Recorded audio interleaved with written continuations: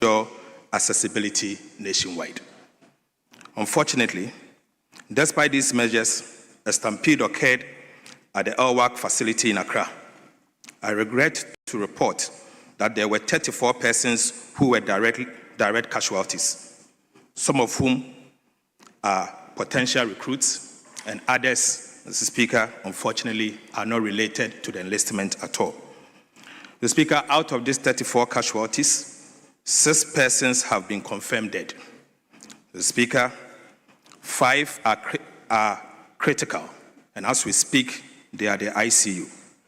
Right Honorable Speaker, 12 are fairly critical. The Speaker, the rest are stable and under observation.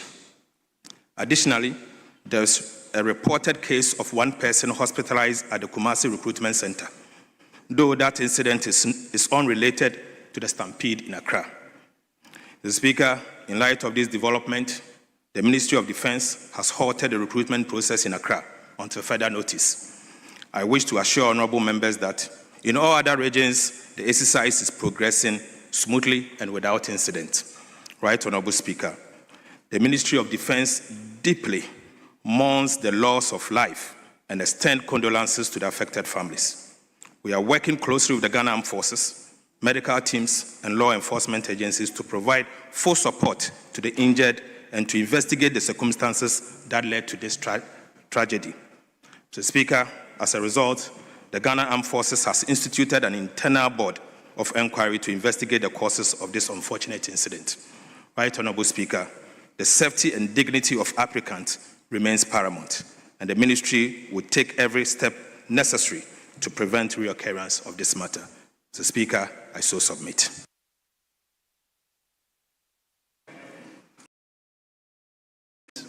We will continue with the comments, and I had earlier on recognized him, so he will be the first to have. Thank you, Mr. Speaker. Mr. Speaker, first and foremost, I would like to express my sympathies to the bereaved families and also to the Ghana Armed Forces for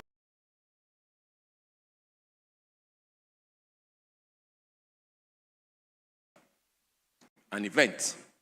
Mr. Speaker, I believe that a lot of us have spoken on this matter, and I believe that it is time that our planning processes change for the recruitment of our young men into the national and the Ghana Armed Forces. Mr. Speaker, this is not the first time we've heard of stampedes for this recruitment, and this one is a turning point. Mr. Speaker, I believe that, like Honorable President said, it is time that we decentralize to the grassroots, all the way to the constituencies. Mr. Speaker, this business of registration, all are new, all the time, should also stop. I believe that when people get into the system and they are qualified, we should have a gradual process of recruiting them over time. There's no point, Mr. Speaker, putting over 10,000 people or 5,000 people at a point, at just one point. There's no point. We can do it over a week and do, say, 1,000 at a time, 1,000 at a time, 1,000 at a time. Because when you put so many people together, even the potential for disease transmission is also very high.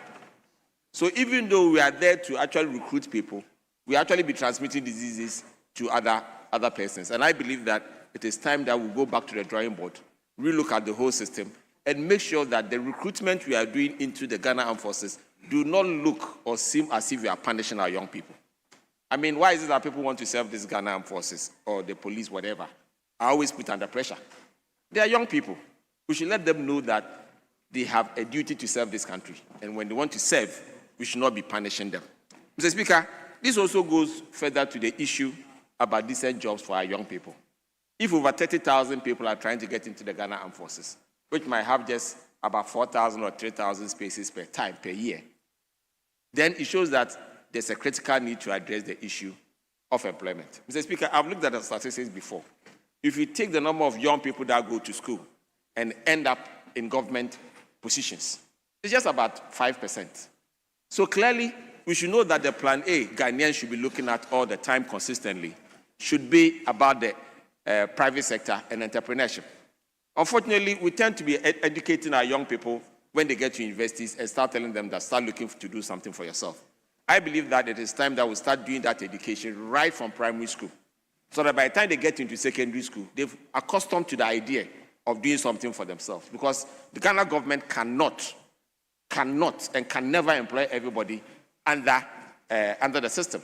Mr. Speaker, I know that during the last election, the NDC, for instance, promised 24-hour economy, 1 job, 3 shifts, and 3 people. So people were looking up to the opportunity of getting employment. The MPP at that time also promised 4 million jobs for the young people. Make Mr. sure Speaker, I'm not you debating. don't generate debate, because where Mr. Speaker, you are going. Debate. I was talking about decent jobs. Honorable member, you have to listen to me in silence. Yes, please. I'm just drawing your attention not to go beyond the line, to raise issues that will generate debate. Very simple guidance. You may go on. Mr. Speaker, thank you for the guidance. Mr. Speaker, the issue of decent jobs are issues that we need to address. And naturally, Mr. Speaker, there might be alternative views and alternative positions to that matter. But I wanted to draw the attention of the House to the fact that we need to work together, sit down together, and agree that if we are working with, say, 24-hour economy or the 4 million jobs position that the MPP said, how can you sit down and say, where do we draw the lines and where do we fix it, so that we can give opportunities to our young people to work? Because, Mr. Speaker, when more young people work, it increases the productivity of this country. It generates jobs, and it creates prosperity for all Ghanaians. Because when money moves around, wealth is generated. So we should find new ways of making sure that every young person is occupied. Because if you don't get them occupied, and always looking at one side, military, police, whatever, and they're also not getting their jobs in those places, Mr. Speaker, this stampede will continue to be problematic for us. We know that the recruitment of the into the Ghana Armed Forces or the police have always generated a lot of debate, even in this House. Sometimes we talk about political recruitment. Sometimes people think that the protocol they need to get, they've not gotten it. Somebody at the constituency think that this person has gone, I have not gone. No military person has actually happened in my house. Mr. Speaker, it creates a lot of frustration for our young people in this country. And I believe that since we are seeing this as a turning point, I would like to request the President to take the bull by the horn, since he is the Commander-in-Chief of the Armed Forces. In the same way he has taken matters and stopped the work, he should also take responsibility for what has happened today and make sure that it doesn't happen again in this country. With these few words, Mr. Speaker, I try to support the makers of the statement for this wonderful position, and our sympathies to the families.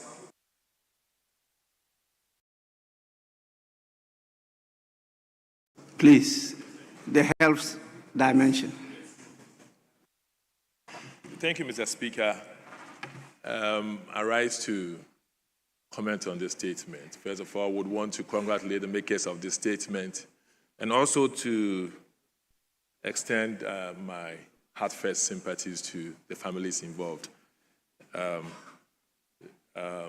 It's a very painful one, and I ask that we depoliticize this situation as much as possible. First of all, Mr. Speaker, I'm extremely disappointed in the armed forces. This is an entity, I think they failed in their risk assessment. They failed in their risk assessment. Mr. Speaker, you can choose to let people go, but when it comes to the security agencies, I don't think that we can let them go off risk assessment. They would have to let us know the implications and what they did before, because, Mr. Speaker, there's a surge, especially after elections. And therefore, what were they anticipating and what measures did they put in place? I'm happy also to hear that the other regions are going on very well. And therefore, it means that, Mr. Speaker, we should know the way forward going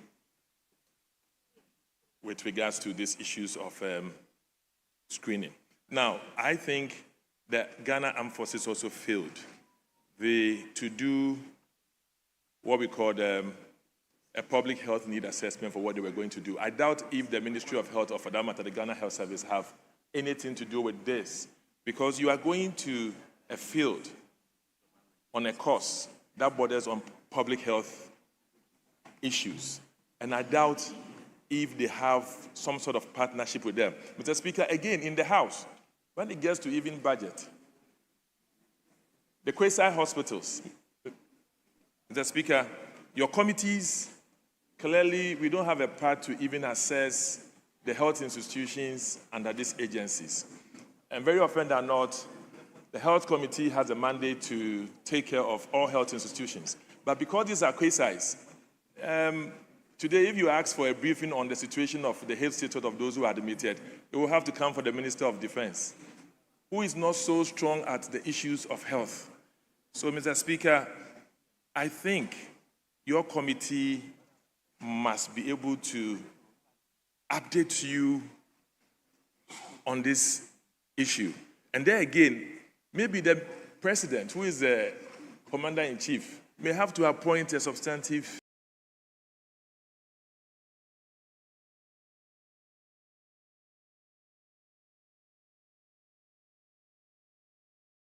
Minister of Defense.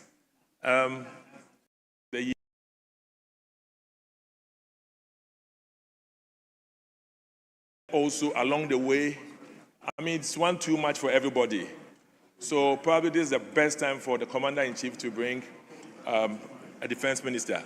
I humbly submit to the acting defense minister that, Minister, maybe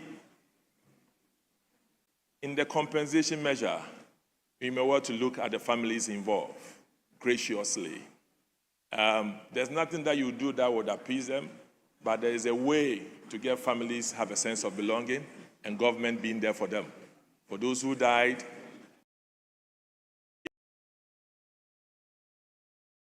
grateful.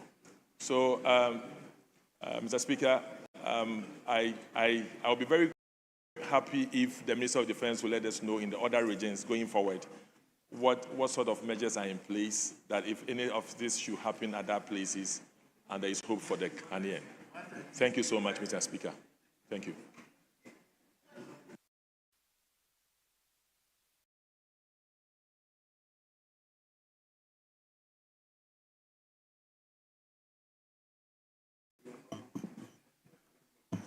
Thank you, Mr. Speaker, for the opportunity to add some comments to the statement ably made by my three colleagues, the Honorable Acting Minister of Defense, Honorable Dr. Atuban Fossen, Honorable Adam Bana, and then Honorable Minority Whip, Honorable Anodompre. Mr. Speaker, I also want to thank the Majority Leader and Leader of Government Business for varying or agreeing to vary the business of the day to incorporate this very important statement from the other side of the House. That demonstrates good leadership. It brings our democracy to another level, and it shows how important we are taking this issue that happened at LWAC in this House. Mr. Speaker, I want to plead that let the optics be right.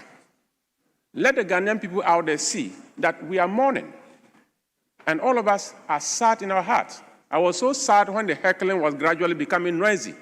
And Mr. Speaker, thank you for bringing us back on track. We are mourning, and we should demonstrate to the Ghanaian people that we are very sad, and this should never happen again. Right, Honorable Speaker, let me convey my condolences to the bereaved families. Life so young and lost too quickly. It is very sad. 9 p.m. yesterday night, people were at the LWAC Sports Stadium, hoping and praying that this morning they will be attended to, and their dream is to wear the green uniform to serve Mother Ghana. What happened is quite unfortunate. Mr. Speaker, changing crowd behavior over the years is worth studying. In the year 1990, if you have 10,000 people who have gathered for recruitment, and there are other opportunities available, their behavior would definitely be different from 2025, when you have over 22,000 people at a particular point, and they are so desperate, and not believing that if they don't get this opportunity, there's anything anywhere for them. So I am saying, Mr. Speaker, that what happened at Elwak, we may blame everybody, blame ourselves, but the truth is that it has happened already. What are we learning from this incident? What can we learn? Decentralization for recruitment is very good. But, Mr. Speaker, as I tell you, if you look at the history, the police has a better record. The last time the police recruited, if you go to the police training school, over 4,000 people were handled in a day. How was it happening? At 6 o'clock, 500 people were invited. 8 o'clock in the morning, another 500. Within 2-hour interval, people were invited on a daily basis. Gradually, you can deal with 2,000 people in a day without seeing a crowd. These are all best practices that we need to learn. And with the inclusion of technology, I am quite sure this is not a very difficult thing to do. We are all surprised that the crowd surged and became very violent to the point that they lost control, and we lost these 6 people. Mr. Speaker, I want to plead, and I thank the Minister for Defense, the Acting Minister for Defense, for halting the process in Accra. Let's caution all other commanders in the other recruitment centers that they should learn from what happened in Accra and ensure that the exercise becomes successful across the country. But what happened in Accra, as much as we are halting it, we appreciate it and we support the move, and gradually we will learn from best practices, and this recruitment exercise will still be very smooth. The numbers that are coming in the other security sector should not threaten us, because this is the best practice that we are learning, and I'm sure that when the police begin, or when the immigration starts, or when fire service comes on board, or when the prisons are recruiting, we will not see anything of this nature. With these few comments, Mr. Speaker, I want to thank you for the opportunity. The Speaker, as a young man that is seeing the challenges that is confronting this country, the Speaker, as a tenterhook that we are sitting on as a country, Mr. Speaker, to also join in professing some challenges, some solutions to the challenges that are bedeviling us. Mr. Speaker, these young Ghanaians left their various houses with some dreams. Mr. Speaker, the dream of serving their nation. But this dream, Mr. Speaker, ended up taking their lives. Their hopes were lost, and their dreams, Mr. Speaker, were shattered. Speaker, this is as a result of some recruitment failures we have all looked upon from time immemorial. Successive governments, Mr. Speaker, not just one government, successive governments. Mr. Speaker, you will be surprised how every young man, as soon as they complete secondary school, Mr. Speaker, the only thing they are looking forward to is to join the Ghana Armed Forces, join police, or join National Fire Service or immigration. Mr. Speaker, this is as a result of security of jobs and the unavailability of jobs that are facing the young people of this country. Mr. Speaker, if it will surprise you to know, Mr. Speaker, some of these processes can be digitized so that we will reduce the hardship, the burden, the frustration that our young people go through. Mr. Speaker, again, we must look at how opportunities are distributed for our good people in this country. Mr. Speaker, we may all shy away from the truth. But, Mr. Speaker, even out of the 20,000 people that are queuing there, the services are taking less than 3,000-4,000. Well, the figures, I may be wrong. But, Mr. Speaker, even inherent in that figures, there are opportunities that are given to some Ghanaians, and some Ghanaians are also not having some of these opportunities. Mr. Speaker, that is how we must look at this situation. How we will distribute opportunities equitable to every Ghanaian in this country. Mr. Speaker, one of the speakers of this, or the makers of the statement, my good friend, Edem Agbana, the Speaker, called for accountability. The Speaker, I am not just looking at accountability. Speaker, I'm looking at an overhaul of the opportunities that we manage in this country. Let us look at an overhaul system so that we may not, because we've seen some of these processes, And the sad part of this is that all the people that are confirmed dead, Mr. Speaker, are females. Young Ghanaian women that want to serve.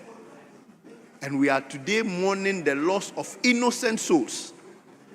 I don't know how the families will be compensated for the urgent need or the urgent timing that you brought the statement. Honorable Frank Abna Nodompre and my good friend Edem Agbana and the minister as well for swiftly responding to this matter. Thank you very much, Mr. Speaker. Honorable members, you all know that this is one of the most respected institutions of state, and the leaders and personnel of the Ministry of Defense have constantly been rated above parliamentarians when it comes to trust of the people. So this is an institution that we revere. And in fact, my own story shows that because of my reverence and the commitment to serve, in 1977, I went there for enlistment, not recruitment. Enlistment. Honorable members, please, may I have your ears? I went there for enlistment.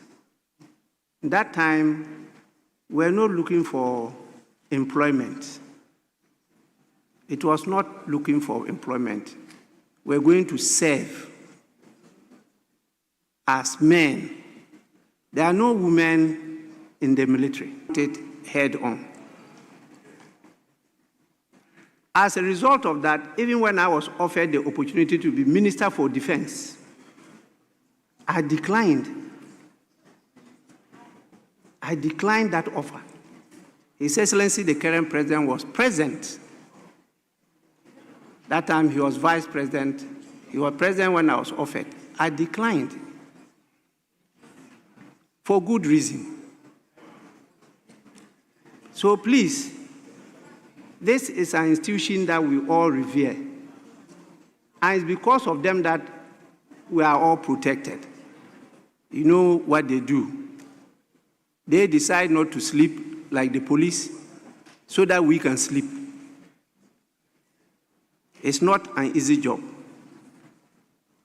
So please, even though some measures have been taken, I will direct our committee to follow up on the process. And then also emphasize what others have said for us to expedite the process of appointing a substantive minister. It's not because the current minister acting is not capable, but we know the pressures on him. And so we need to have somebody who will come with full report and look at some of the issues you've raised. What prevents us to give us a full brief on it, and we will share information because it's something that is already being debated by civil society, and there are a lot of proposals. They will give us the reasons why those proposals cannot be implemented. We can all work together and find a solution to this problem. If not, the future may even be more terrifying than what we've experienced today. So I want to, on behalf of the House, humbly convey the deepest condolences to the parents and families of the deceased. The House prays for the speedy healing and recovery of the injured. And we will also sympathize with the Ministry of Defense and call on the leadership to have cool hearts to handle this matter And we thank sincerely the health personnel, together with the ambulance service and all those that have rushed to at least attend to the injured. I want leadership to accompany me so that we can visit the injured.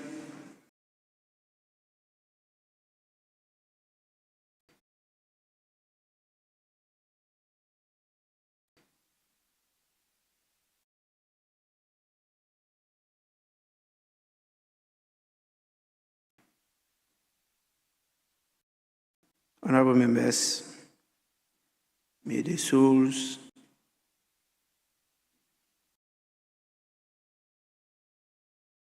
of this our young patriotic sons and daughters, and those of all the faithful departed, rest in perfect peace. Amen.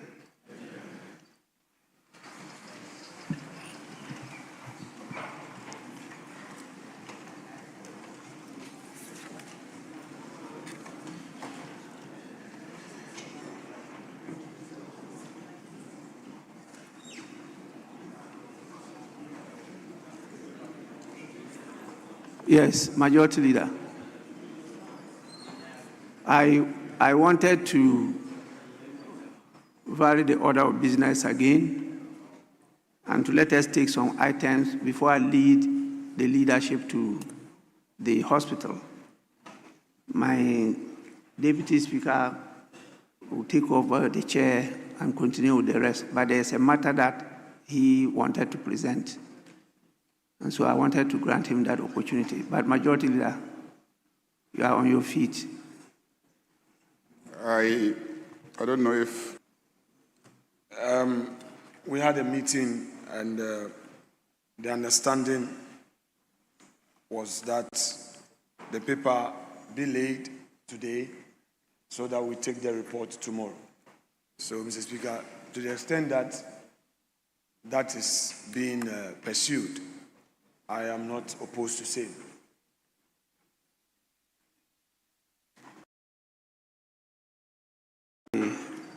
Was not part of the discussion, but I thought tomorrow will be too busy. And if you are minded, this is a serious matter too. You could take it on Friday, not tomorrow. Why do you want to take it tomorrow? Mr. Speaker, I don't mind Friday. I don't mind the Friday.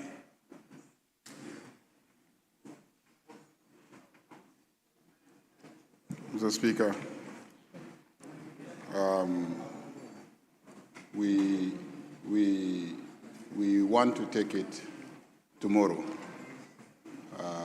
We've discussed among ourselves and we have agreed that we should take it tomorrow.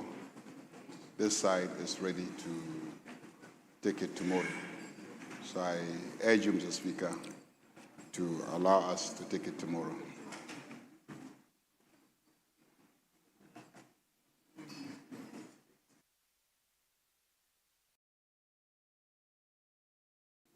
And if you want us to start in the morning, what time? 11, 12? It depends on how long you want to. You prefer 12 noon? Yes, Majority Leader, yes. Yeah, Mr. Speaker, I think 12 noon should do. 12 noon should do. Is that consensus? I think leadership should further engage on this matter because there was an earlier communication which has also informed the scheduling of other meetings of various caucuses. We, for instance, have scheduled a meeting at 11 where we got a prior notification that tomorrow's presentation will start at 2. I'm also aware Business Committee has been scheduled at midday. So Leader, if you are aware of this, we should take that into consideration. Because that communication came out earlier, that the presentation would be at 2. Yes. So you should go for it. But you cannot decide on your own. You have to consult us. Yeah, Mr. Speaker, it works for us. We can shift the business committee meeting to an earlier time. We always engage to agree on the time for business committee sitting. The clerks consult us. So because we're a smaller number, it's easier to shift it to an earlier time. Verse to 37. And I wanted to draw your attention to motion 14 on today's order paper, which you need to preside. And I humbly request, if it will please you, that you still occupy the chair whilst I do the needful, Mr. Speaker.